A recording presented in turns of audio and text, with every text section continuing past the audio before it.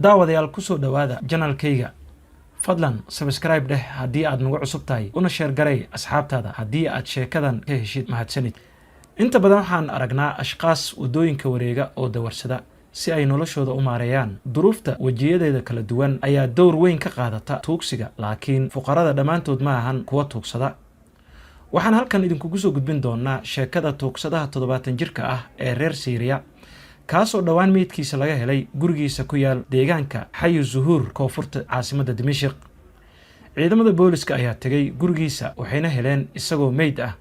sidoo kale waxay gurigiisa ka heleen jawaano ay ka buuxaan lacag lagu qiyaasay 1 milyan iyo bar lacagta leerada ah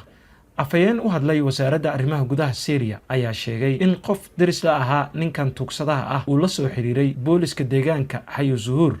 kadibna uu u sheegay in ur aad u daran ay ka soo baxayso guriga uu deganaa markii ay halkaas tageen booliskana waxay heleen meydka 70 jirka tuugsadaha ahaa marka laga yimaado lacagta malaayiinta ah ee jawaanada ka buuxday ee gurigiisa laga helay waxaa sidoo kale laga helay dukumiintiyo cadeynaya dhulal iyo hanti muguurto ah oo uu lahaa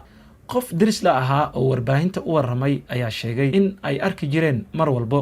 isagoo tuugsanaya sidoo kale waxa uu sheegay in ay ku kaalmeyn jireen raashin cabitaan iyo dhar uu xirto